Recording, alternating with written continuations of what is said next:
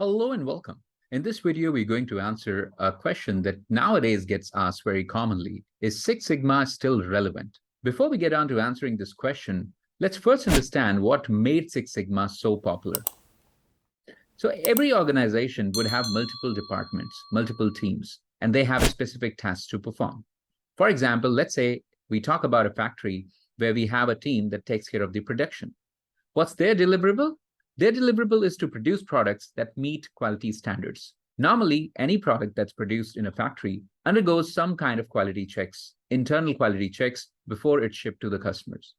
So the primary deliverable for the production team is that they continue to meet quality standards. Likewise, we'll have a sales team. And what's their primary deliverable? It is to engage with the potential customers and persuade them to make a purchase. Moving on, once the customer makes a purchase, you may be shipping a physical product to the customer, and that comes under the purview of the logistics team. And what's their deliverable? Their deliverable is to do the entire planning related to on-time delivery. If you order something and you don't get it on time, half the excitement is gone. So once people receive the product, they may be needing after-sales support.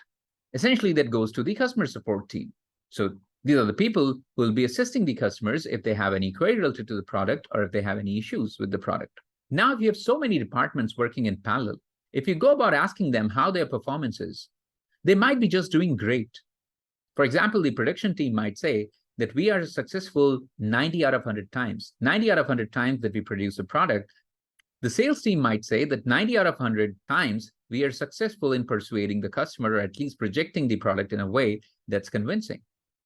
Similarly, the logistics team might say that 90 out of 100 times we are able to deliver the product on time. And so would be the case with customer support. They might say that 90 out of 100 times the customers who contact us get the proper resolution. But any idea if each of the departments in the organization is achieving 90 out of 100, what will be the organization's performance output? Would that be 90? The answer, unfortunately, is no. So 90 out of 100 is 0.9. The output of the organization would be 0.9 multiplied 4 times. So it's not a simple addition or average.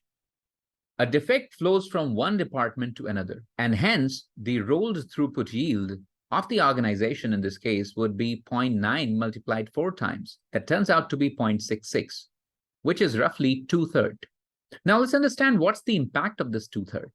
If you're looking at a number which is 2/3, it's equivalent to saying if you have 3 factories, you've almost logged one of the factories because you're saying your output is 2 by 3, not 3 out of 3. It means only 2 factories are effectively functional. That's what it translates in terms of business.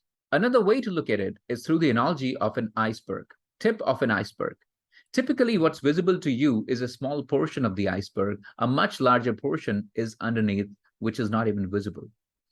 That's something which we call a hidden factory. These are the leakages. These are the failures that are happening which go unnoticed, and they roll up to a lot bigger damage at the end. So coming back to what made Six Sigma so popular, it was for the first time put together at Motorola. And the ex-CEO of Motorola, Robert Galvin, in this video talks about how Six Sigma methodology helped his organization. Each of our businesses and all departments have accepted one fundamental standard of measurement of defects under the rubric of this Six Sigma quality program.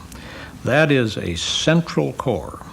We can compare dissimilar functions all over the company by measuring their Sigma ratings and have a very accurate relative measurement of how we're doing. So everybody uses the same metrics, the same measuring system. Fundamentally, we're all moving to the same beat. So coming back, each department could have a metric that they are currently looking at. For example, the production is looking at quality, sales is looking at revenue, the logistics team is interested in the turnaround time or the TAT, and customer support is interested in driving customer satisfaction. So what you see here is that every department has a different measure of success. There is no uniformity in how they go about measuring it. Something is reported in a percentage success, something is reported in a dollar value, something is reported in the units of time, and something is again a percentage value out of 100.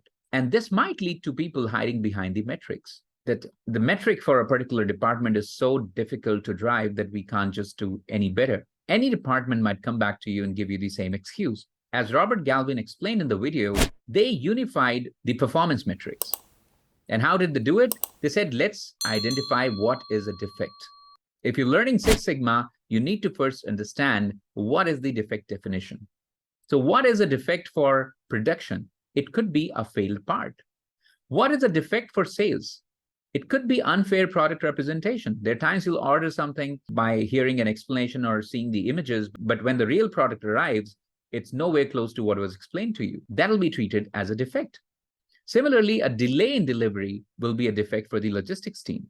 And unresolved complaints will be a defect for the customer support. So once you identify the defect, there's just one metric that you're going to follow, as Bob Galvin suggested. And what is that one metric? That one metric is Sigma level. And the target for that metric is 3.4 defects per million opportunities. Does every single department achieve this Sigma level? The answer is no. But you know what's your target, and at least you're measuring the same metric. You're not hiding behind the metrics. So coming back to the question, is Six Sigma still relevant? The answer is, as long as we have defects, Six Sigma will stay relevant. In fact, Six Sigma is a way that not only helps you identify and treat defects, but also helps you control them from future perspective. If you relate to this scenario in your organization, you can imagine your organization probably needs Six Sigma. It's a fairly logical approach to problem solving, and it's good at solving the kind of problems which are chronic in nature, for which the solution is not so obvious. It's a step-by-step methodology which has gone through the test of time. In fact, it's one of the first approaches which relied on data. So what you see today in the form of modern approaches like data analytics and data science, somewhere would find their roots back in Six Sigma. The added advantage that Six Sigma has is that it gives you a sound business understanding. It just doesn't limit you to dealing with the complex data sets. It gives you an overall picture of the business. You will be able to catch the pulse of the problem that you're trying to solve. Hope this video gives you clarity. Thank you.